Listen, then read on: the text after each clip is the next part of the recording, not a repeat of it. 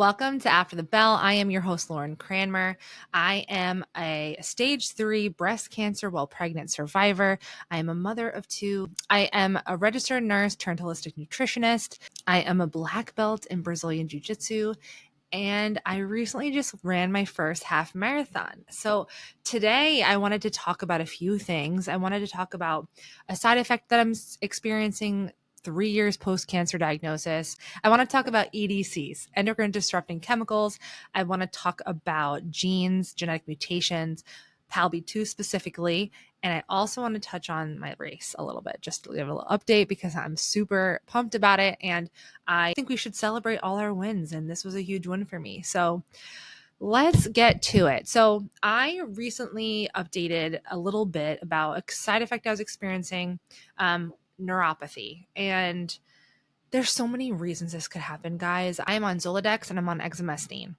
And I recently stopped Verzenio. So I was experiencing neuropathy right after chemo ended. I had heavy arms, arthritis, and I had neuropathy sometimes.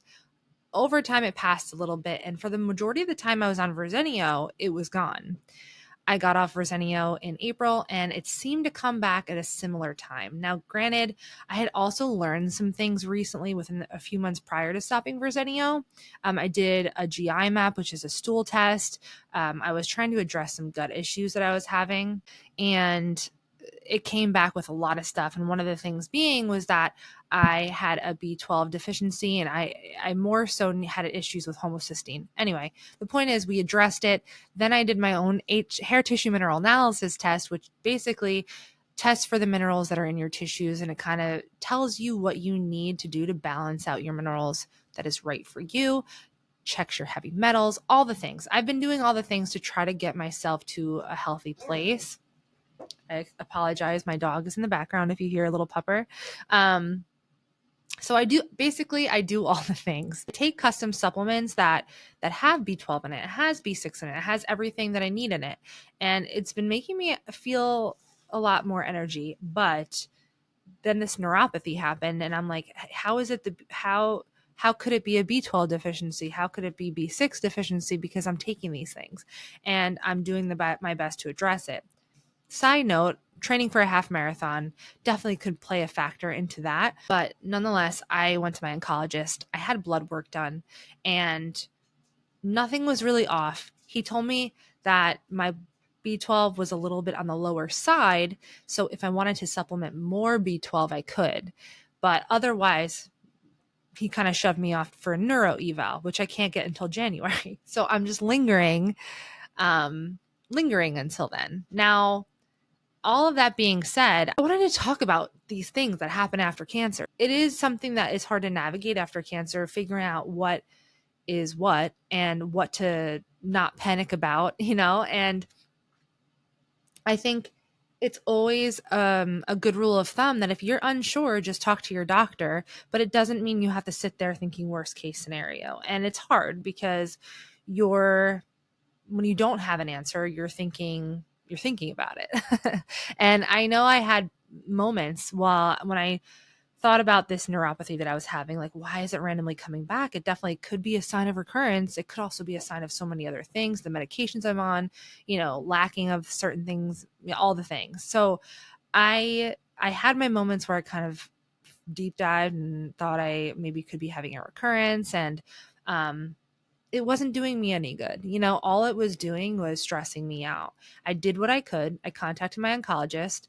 I've advocated for myself. I told him that I would like to neuro eval. I'm probably going to actually make more calls to see if I can get in sooner to a different neurologist. So I'm doing all the things. And I think taking action is a really good way to combat the anxiety. And also just knowing that you're not going to find out the answer right now. You can't predict the future, and worrying about it is only going to cause more stress. It's just not worth your time, your precious time that you have. So yeah, I just felt that it's important to mention because sometimes we can get so wrapped up in things and it could really be a detriment to our health. And, we're never going to have the answers right away. And I don't want to continue life having side effects that I can't address. So I'll do what I can, but it is what it is. I'm here and currently no evidence of disease, and I want to stay that way. The next thing I want to talk about, kind of together actually, I mentioned EDCs and genetic mutations. And I want to talk about this. It's been heavy on my mind for several reasons. I do have a genetic mutation. I have the PALB2 genetic mutation. Sometimes it's referred to as BRCA3. I have it, my sister has it, and we didn't know where we received this mutation because my mother has passed away. She had colon cancer, and my father didn't do the genetic blood work. He does have a lot of cancer in his family, so we kind of weren't sure like where it came from exactly. But, and also additionally, we also didn't know my mother's previous history because she didn't know her father. So she didn't have a relationship with him since she was very young. So we didn't know any of that health history. So little story, a wild story about how crazy the internet is. When I was diagnosed and thinking about my genetic mutation and doing all my research, I found a Facebook group for my specific variant. When you have a genetic mutation, there's specific variants of that genetic mutation. And I researched that specific one, which is a little crazy, but I'm happy I did it. And I found a Facebook group for this specific variant from someone who has breast cancer in her family, PALB2 genetic mutation, but also very into genealogy and wants to find the lineage of the mutation. And I didn't really think anything of it. I just joined the group because it was my mutation, right? If there was like information I could learn, if it's there, great. If it's not, whatever. But the woman reached out to me and wanted to know a little bit about family history, maiden names, things like that. So maybe she can do some connecting. This was like couple of years ago. She reached out to me recently and said she might have found a connection to me for the variant. And she actually ended up putting me in contact with my mother's direct cousin from her father's side, which is wild. Because again, my sister's a little bit into, family history, and she could never figure out that side of the family. So this just came up out of nowhere. And I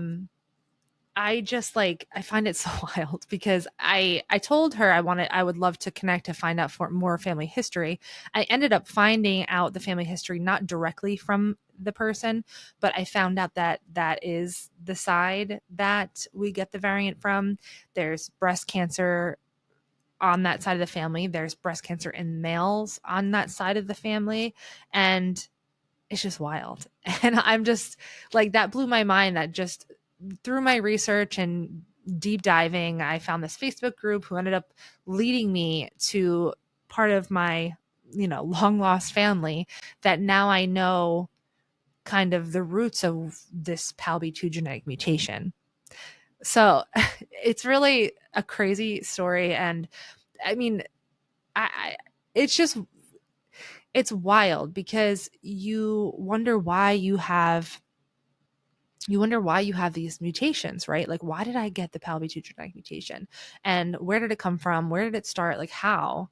And it just makes you think. I just wanted to share that story because I found it super interesting, and it kind of validates the fact that using the internet to research these things can be vital, can be important and good for us. And I also have been thinking about my genetic mutation a lot because I've been very much thinking about day-to-day things, products that I'm using. Ever since I got diagnosed, I definitely made a lot of changes.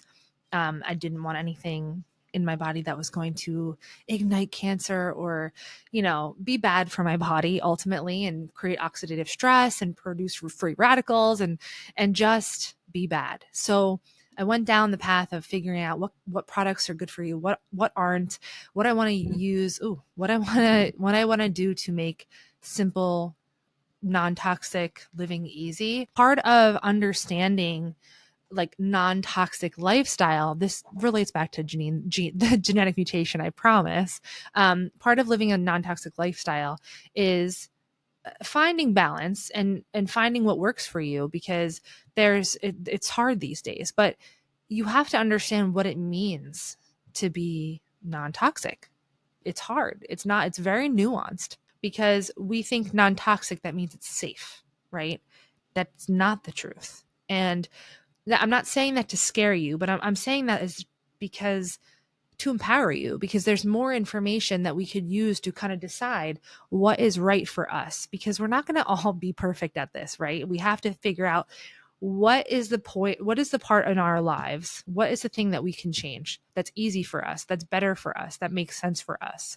And for me, yes, I don't want toxins. I don't want things that can cause cancer. I don't want carcinogens. I want to get rid of all those things. But my cancer was hormone positive, and which just means that it feeds essentially off estrogen and progesterone, and it was HER2 negative, by the way. But that is important in regards to like living a non-toxic lifestyle, because something that is considered, within that family are things that could alter or mimic or block hormones. And those are called EDCs, endocrine disrupting hormones, and endocrine disrupting chemicals. And those are more important to me because of my history, because of the fact that I don't have estrogen right now. I'm taking medication to block estrogen. I don't want it. My body, we want to avoid it so the cancer doesn't come back. Products that say it, they're clean, that they're natural, and that they're non-toxic, it doesn't mean that there's no chemicals that can disrupt your hormones, your endocrine system. So I've been really trying to hone in on products that I love, that I trust, and take it slow over the years. And I've definitely found some. I've recently found one that I just feel really confident in. And I found one that it's like home care, it's skin care, and there's some health and wellness products. So it's like right up my alley. All of these things are made from the mission to avoid hormone disruptors. And the couple who created this company struggled with infertility for years, and they realized that sometimes unexplained infertility can be caused by environmental factors. And that touches home a little bit too, because I was a fertility nurse for so many years, for a majority of my nursing career, and I understand how I've seen patients come in and not understand why they are experiencing this. And it wasn't like there was a purpose that they were experiencing infertility. It was just like, it's unexplained. Your blood work doesn't show anything. Your evaluations don't show anything. We don't have a reason, but you haven't been able to have a kid. It's unexplained. And I think even when there is a reason, I do think the products that we use, the habits that we have, all matter. And again, I'm going to get back to the gene thing.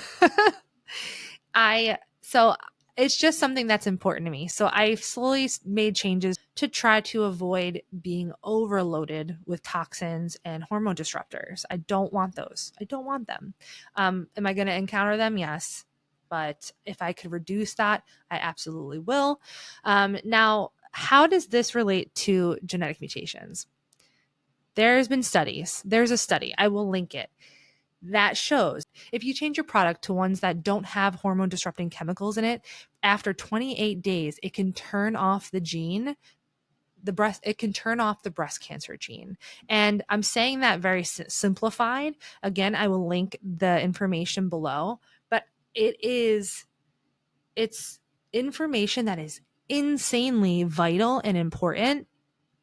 And it should be eye-opening for a lot of people that this stuff does matter. And the fact that it's saying specifically that this can turn off the gene for breast cancer is huge, because our body is constantly, fighting off cancer. It's not like everybody has cells that are cancerous cells, but our bodies are able to fight them off and kill them before it's even a thing.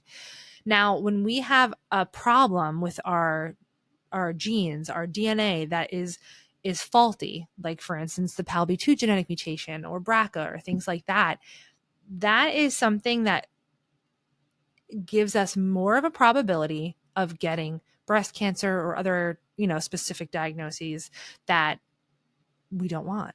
And for me, that means it's even more important to make these changes. And it is more important to avoid certain things because we do already have the genetic mutation. And I think a lot of people are in the school of thought that, hey, the people who have genetic mutations are going to get it or they're not going to get it. Like they don't have a choice. And I don't necessarily agree with that. I think that we need to take more action because we already are kind of like, down one. We're already in a situation that's not great, right? So we don't want to make it worse. I use the analogy of a table. We are the table, and when you have a genetic mutation, one of the legs is already broken. It's just cracked. So when we start doing things that are not good for our body, like using products that are like chronic, like habitually using products that have chemicals in it that are hormone disrupting or they're toxic, we're just stacking heavy objects on this table. Those are the heavy objects. And the more we do it, the heavier it gets. And that leg starts to buckle more and more. And over time, this chronic use of all of these products, all of the food that could potentially, or all the things that are carcinogenic add up and they break that leg, leading to a cancer diagnosis. On the other side, you could have a break in the leg, aka the genetic mutation, and try to avoid all these things, but there's still going to be heavy objects stacked on because they're unavoidable. We live in a world that is simply impossible to 100% avoid things that could lead to health conditions and disease and things like that. So there are objects still being added. It's just at a slower rate, maybe. And I think I would rather that than just letting it, not worrying about it at all. I hope that makes sense because that's just how my brain, understands it. And even kind of diving deeper into that, a lot of people say, because we're never going to be able to avoid these things, like why concern ourselves with it? It's kind of the luck of the draw. Like we don't know who's going to get cancer. It's just going to happen to whatever human cancer decides to pick. And I also just disagree with that. I think it's not so simple. Like I know a lot of people that are extremely healthy and make health conscious choices and they still get cancer. I also think the world of genetics, yes, we have a lot of information, but it's still so new and they're still figuring out a lot. So there may not be a known genetic mutation that you have, but you still have breast cancer within your whole family. That to me shows that yes, there's still something going on within your family line that is making you more likely to have breast cancer. And maybe there is a gene that we don't know about yet that these people are having. There's so much nuance. And ultimately, my point is, if we can control some of it, it's better than controlling none of it. End rant. I'm going to get off my soapbox here and just kind of calm down a little bit. I think it works me up because there's a lot of opinions out there. And I feel like there's some people that if you are somebody who considers themselves working on living a non-toxic lifestyle and avoiding these things, but you're not doing that 100%, it's like taboo. And I just don't agree with that. I think, again, it's balance. Like we have to pick and choose what we want to be our go-tos in terms of non-toxic products. And, I know people who live non-toxic lifestyles and they'll still get Botox. And I know people who live non-cancerous lifestyles and still drink alcohol. And it's just, and that, I think that's what I want to say that's okay. We have to pick and choose what's going to be right and work best for us. And it's not going to be what's best for somebody else. It's going to be what's best for you. And now it's end rant. Just want to touch quickly that the company or the products that I've been recently using for skincare, home care, and wellness and things like that. I I have been loving and I feel safe. And I've partnered with this company. I have a link to the store where you could buy some of these products and look into them. If you do want to buy them, I do have a discount code HELLO10 and it gets you $10 off of your order. If there are other ways to save as well, subscribe.